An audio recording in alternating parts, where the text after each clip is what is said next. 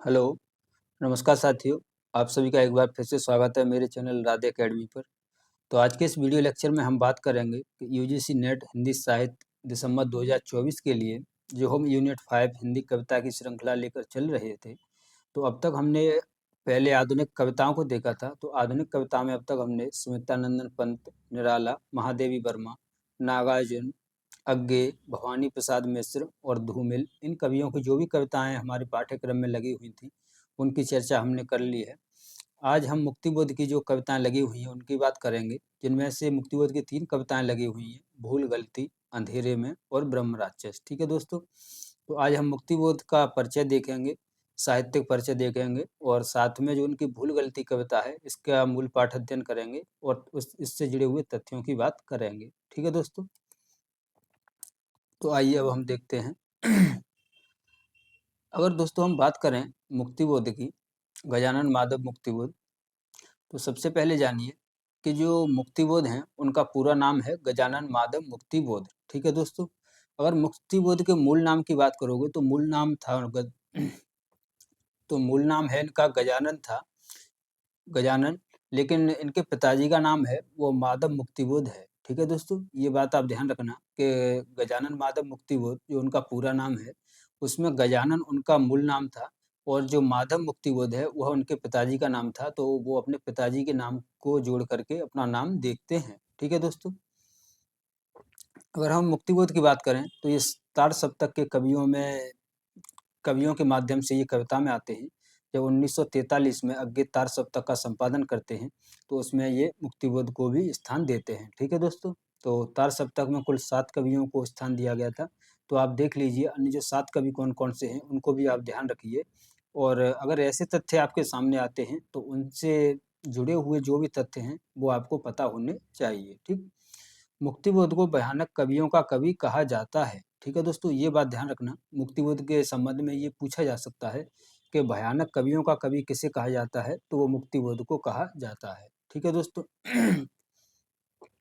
अब हम नेक्स्ट बात करें, मुक्तिबोध के जो प्रमुख काव्य संग्रह हैं उनकी बात करें तो मुक्तिबोध ने काव्य संग्रह 2 ही उनके सामने आते हैं। पहला है उनका चाँद का मुँह टेढ़ा है। ठीक है दोस्तों, तो चाँद का मुँह टेढ़ा है, यह इनका काव्य संकलन 1964 में आता है।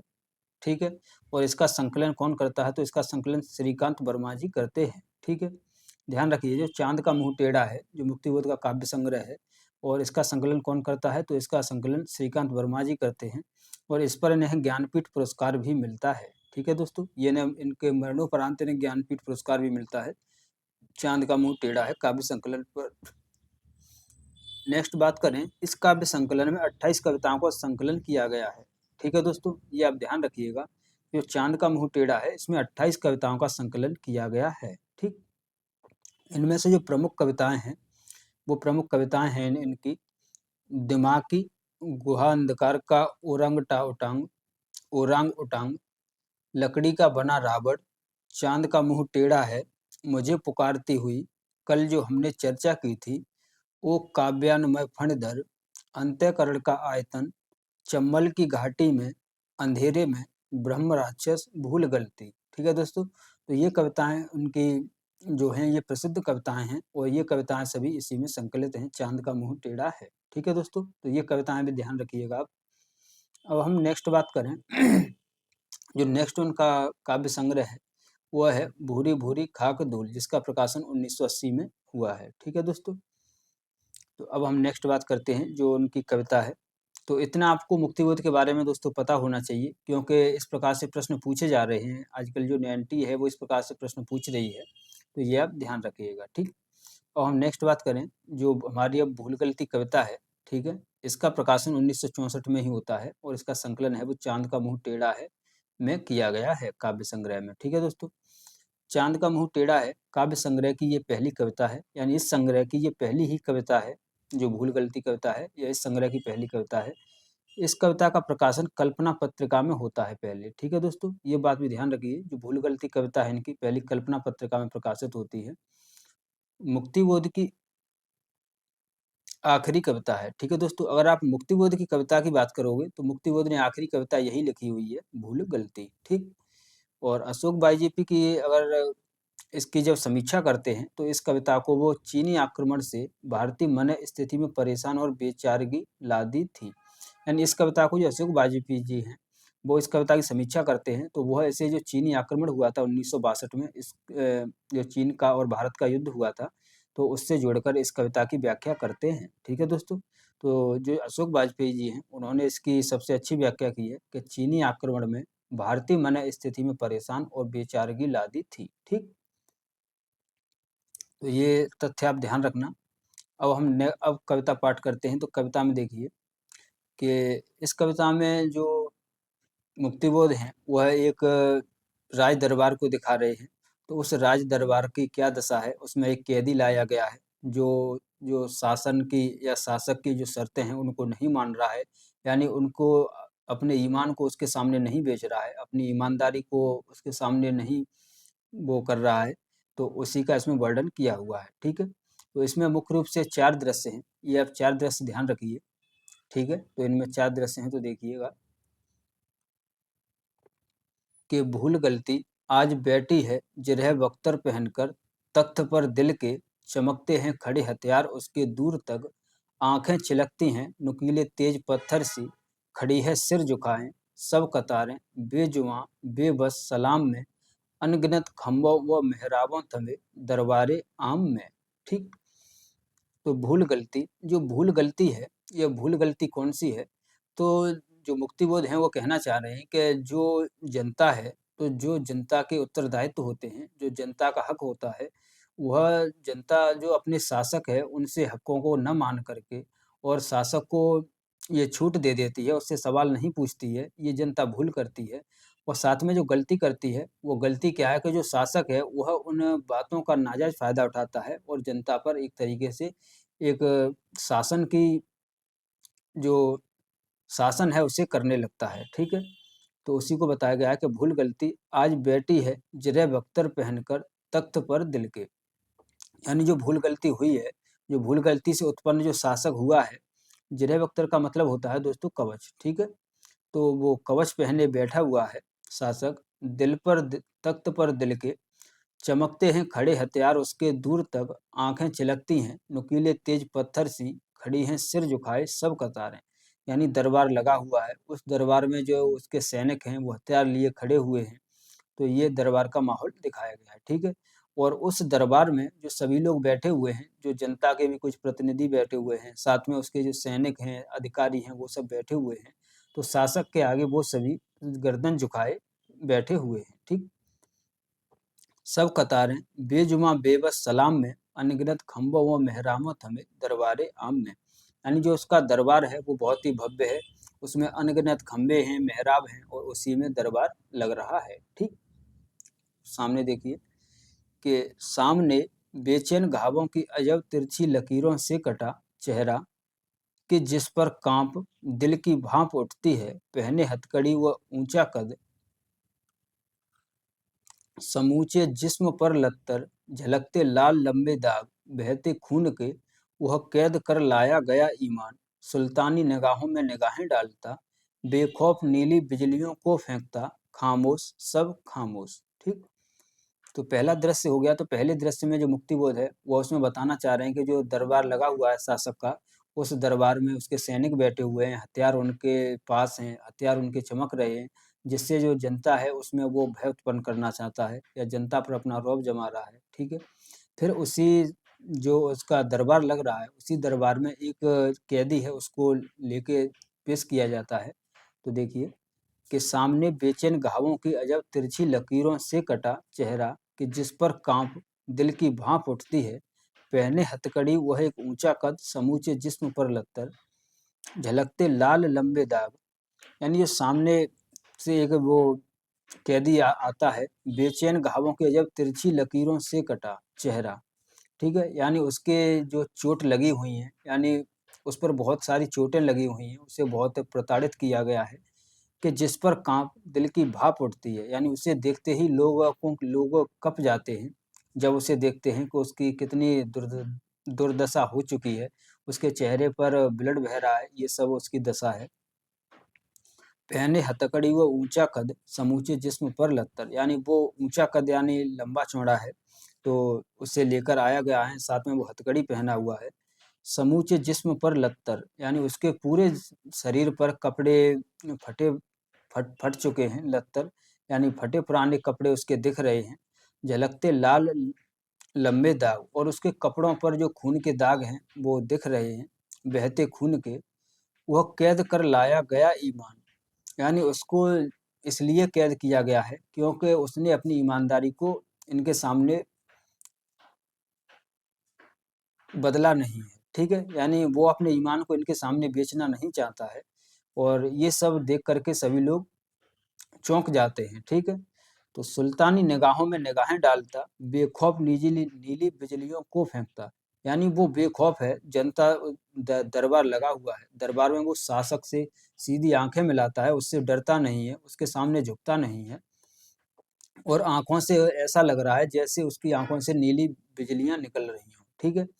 बेखौफ नीली बिजलियों को फेंकता, खामोश सब खामोश। और ये सब दृश्य देख करके जो उसके दरबार में बैठे हुए लोग हैं, सब खामोश हैं, ये सब देख के सब स्तब्ध हैं कि ये कैसा कैदी है जो शासक के सामने बिल्कुल भी नहीं झुक रहा है, उसकी इतनी दुर्गति हो चुकी है उसके बावजूद भी, ठीक। और नेक्स्ट देखिए कि मनसबदार, शायर और सूफी, अल गजाली, इब्ने सिन्ना, अल बरूनी, आलिम फाजिल, सिलफ़ सलाहकार, सब सरदार हैं खामोश, यानी जो जो भी उसके दरबार में बैठे हुए हैं, मनसबदार यानी जो उसके पदाधिकारी हैं, यानी उसके जो अधिकारी हैं, मनसबदार माने अधिकारी होता है, तो उसके जो अधिकारी हैं वो भी वहाँ पर बैठे हुए हैं उसके दरबार में। और कौन-कौन है? शायर और सूफी हैं, यानी जो शायर हैं, कवि हैं, सूफी हैं, वो भी बैठे हुए हैं। अल गजाली, अल गजाली माने होता है जो दार्शनिक हो, अल अल गजाली यानी दार्शनिक। और इब्बे सिन्ना का मतलब होता है ज्योतिषी, ठीक है? तो ज्योतिषी भी बैठे हुए हैं, दार्शनिक भी बैठे हुए हैं। अलबरूनी, अलबरूनी अगर आपको पता हो तो एक यात्री है, वह भी वहाँ पे बैठा हुआ है। आलिम फाजिल का मतलब होता है विद्वान।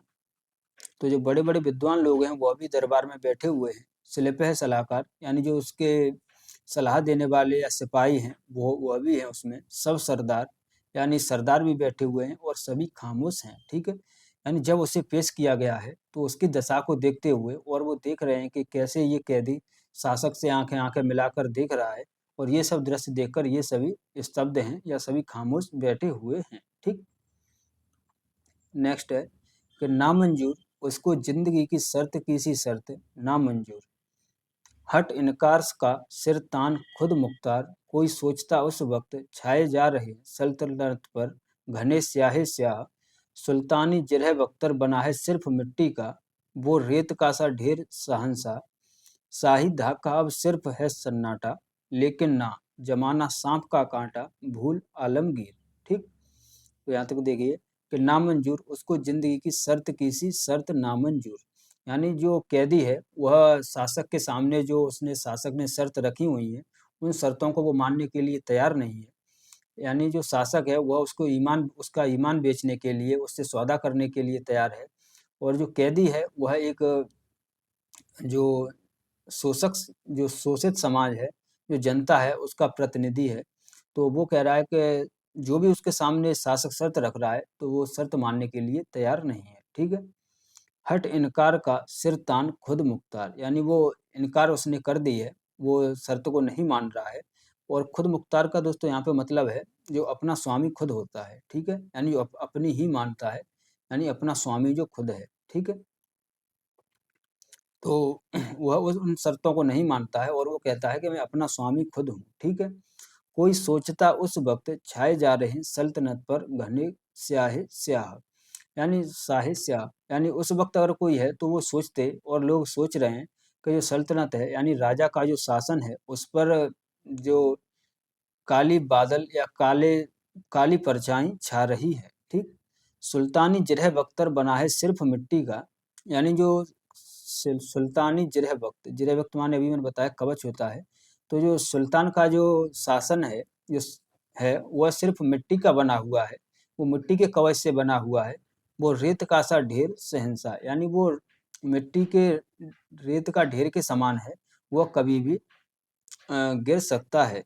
शाही ढाका अब सिर्फ है सन्नाटा। यानी लोग सोच रहे हैं कि वो लोहे का कवच बना हुआ है, लेकिन कवि है वह कहना चाह रहा है कि वो सिर्फ मिट्टी का बना हुआ है। वो ऐसे समझिए कि जैसे रेत का ढेर हो, ठीक। लेकिन ना जमाना सांप का कांटा।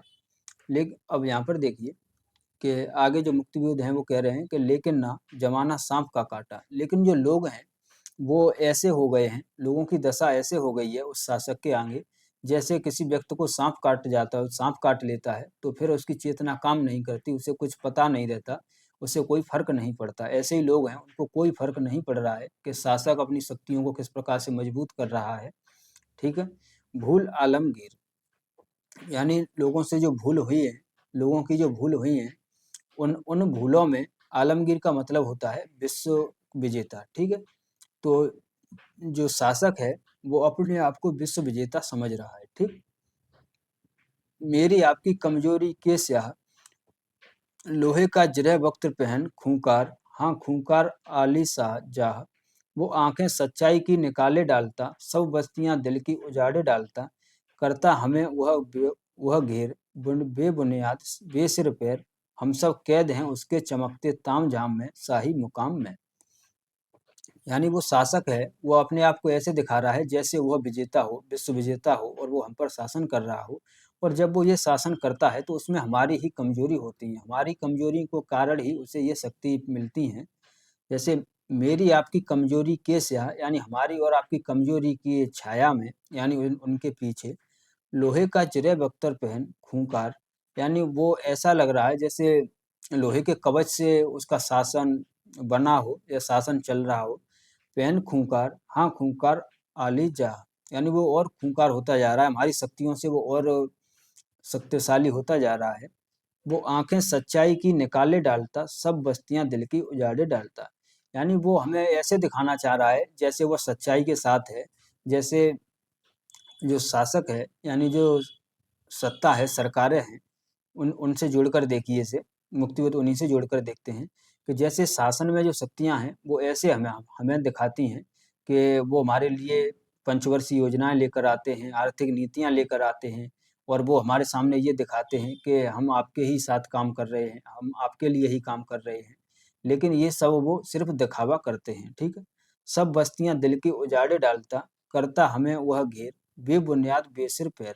यानी वो ये सब बातें बेबुनियाद बातें करता है, बेसिर पैर की बातें करता है कि हम तुम्हारे लिए ही कर रहे हैं। हम सब कैद हैं उसके चमकते तामझाम में, शाही मुकाम में। और हम सब उसके जो शाही मुकाम है, यानी जो उसका जो महल है, उसका दरबार है, उसके महल में हम इस प्रकार से कैद हैं, हम उसके दरबार में कैद हैं। और उसके जो तामझाम है, उसका चमकता दरबार है, राजभवन है, उसमें उसको देखकर हम ये सोच रहे हैं कि कितना अच्छा है। लेकिन साथ में हमारे हथकड़ियाँ और बेड़ियाँ भी लगी हुई हैं, तो हमें उस चीज़ का भाव नहीं है, ठीक है। हम सिर्फ उसके जो शासन की चमक दमक है, हम सिर्फ उसी को देख रहे हैं, ठीक। नेक्स्ट देखिए, इतने में इतने में हमी में से अजीब करासा कोई निकल भागा, भरे दरबार आम में भी संभल जागा, कतारों में खड़े खुदगर्ज बाहत्यार, बरकतर बंद समझौते सहम कर रह गए, दिल में अलग जबड़ा अलग दाढ़ी लिए, दो मोहेपन के 100 तजुर्बों की बुजुर्गी सी भरे, दड़ियल सिपह सलार संजीदा सहम कर रह गए, ठीक। यानी इतने में से अजीब करासी कोई निकल भागा, यानी इतने में ही हम सब ये सब सोच रहे थे, यानी जो दरबार में लोग मौजूद थे वह सब सोच रहे थे। इतने में से ही वो जो कैदी लाया गया था, वो एकदम से धीमे से निकल गया। वो इस प्रकार से निकला जैसे हमारे दिल से कोई आह निकली हो, इसी प्रकार से वह निकल कर भाग गया। यानी भरे दरबार आम में भी संभल जागा, यानी वो निकल गया। फिर जैसे ही लोगों को होश आया कि वो कैदी कहाँ गया, तो कतारों में खड़े खुदगर्ज बाहत्यार, वक्तर बंद समझौते सहम कर रह गए। और जो उसके दरबार में, यानी जो शासक के दरबार में जो लोग बैठे हुए थे, जिन्होंने अपने स्वार्थों के पीछे उससे अपना समझौते किए हुए थे, तो वो भी इस बात से सहम कर रह गए कि जब राजा के शासन दरबार में से ही जब एक एक आदमी इस प्रकार से कैद है और वह गायब हो जाता है, पता नहीं चलता, तो हमारी सुरक्षा का क्या होगा? हमने तो समझौते कर रखे हैं, हम राजा को, हम जो शासक है उसको पैसे दे रहे हैं, तो हमारी सुरक्षा का क्या? तो इस सब को देखते हुए वो सभी सहम जाते हैं। कतारों में खड़े खुदगर्ज बाहत्यार बख्तरबंद समझौते सहम कर रह गए, यानी जो सभी लोग हैं वो सभी सहम कर रह गए। दिल में अलग जबड़ा अलग दाढ़ी लिए, यानी दिल में वो लोग पत्थर से ऐसे हो गए हैं, जैसे दिल उनका पत्थर हो गया हो कि ये तो हमारे साथ भी हो सकता है ऐसा। तो अलग दाढ़ी लिए, दो मोहेपन के 100 तजुर्बों की बुजुर्गी से भरे, दड़ियल शिल्पे सलीकार संजीदा, यानी और जो उसके दरबार में जो इसके सैनिक हैं, जो सिपाही हैं, वो ऐसे हैं जैसे पुराने प्राचीन जब राजाओं के दरबार होते थे, तो उनके ही सैनिकों के माध्यम से वो उनके ही सैनिक उनके साथ दुर्व्यवहार करते थे, या उनके पीछे एक शत्रुता वाला व्यवहार करते थे। उसी प्रकार जो शासक के दरबार में जो उसके सिपाही बैठे हुए हैं, उनकी भी कुछ चाल है इसमें, जिसमें वो कैदी भाग गया है। ठीक? तो दोहमेपन के 100 तजुर्बे, यानी जो उसके दरबार में जो सैनिक बैठे हुए हैं वो दो मोहे हैं, यानी एक तो वो शासक के साथ हैं और साथ ही जो कैदी भाग गया उसके साथ भी वो साथ थे, इसीलिए वो भाग गया। ठीक? अब नेक्स्ट देखिए कि लेकिन उधर उस ओर कोई बुर्ज के उस तरफ जा पहुंचा, अंधेरी घाटियों के गोल टीलों घने पेड़ों में कहीं पर खो गया। यानी इतने में ही अब ये दूसरा दृश्य है जिसमें दिखाया गया है कि जो कैदी है वो कहाँ पर भाग कर गया है। तो लेकिन उधर उस ओर, यानी उस ओर कोई बुर्ज के उस तरफ जा पहुंचा। बुर्ज माने होता है पहाड़ी। तो कोई पहाड़ी के उस पार जा पहुंचा, यानी शहर से दूर जो पहाड़ी है उस पहाड़ी के पीछे वो जा पहुंचा। अंधेरी घाटियों के गोल टीलों घने पेड़ों में, यानी वो जंगल में जा पहुंचा जहां पर अंधेरी घाटियां हैं, गोल गोल घाटियों के बीच में जहां पर बहुत सारे पेड़ हैं, जहां पर कहीं पर खो गया और वो वहां पर जाकर दुबक गया है, जिससे वहां के जो शासक के सिपाही हैं वह उसे न पकड़ सकें। ठीक? महसूस होता है कि यह बेनाम बेमालूम दर्रों के इलाके में सच्चाई के सुनहले तेज अक्सों के धुंधले में मुहैया कर रहा लश्कर, और ऐसा लग रहा है कि जो कैदी है वह भाग गया है और अब वह शासन के खिलाफ अपनी शक्तियों को इकट्ठा करेगा, यानी अपने सैनिकों को जोड़ेगा और वहां पर अपनी रणनीति बनाएगा और फिर वो शासन पर द्वारा से हमला करेगा या शासक पर द्वारा से हमला करेगा। ठीक है? यानी महसूस होता है कि यह बेनाम बेमालूम दर्रों के इलाके में, यानी उन पहाड़ियों के बीच में सच्चाई के सुनहले तेज अक्सों के धुंधलके में, यानी जो सच्चाई है, यानी जो लोक हित की बात है, उनको लेकर वो फिर लड़ाई लड़ेगा और शासक के लिए वो फिर युद्ध करेगा शासक से। मुहैया करा रहा लश्कर, यानी जो है वो अपने सैनिकों को तैयार कर रहा है। हमारी हार का बदला चुकाने आएगा, संकल्प धर्मा चेतना का रक्त प्लावित स्वर, हमारे ही हृदय का गुप्त स्वर्णाक्षर प्रकट होकर विकट हो जाएगा। और मुक्ति बहुत कह रहे हैं कि जो शोषित वर्ग है उसको वो उसका हक वो फिर दिलाएगा, यानी जनता का हक है उसके लिए वो फिर लड़ेगा, जनता की सच्चाई के साथ वो फिर लड़ेगा।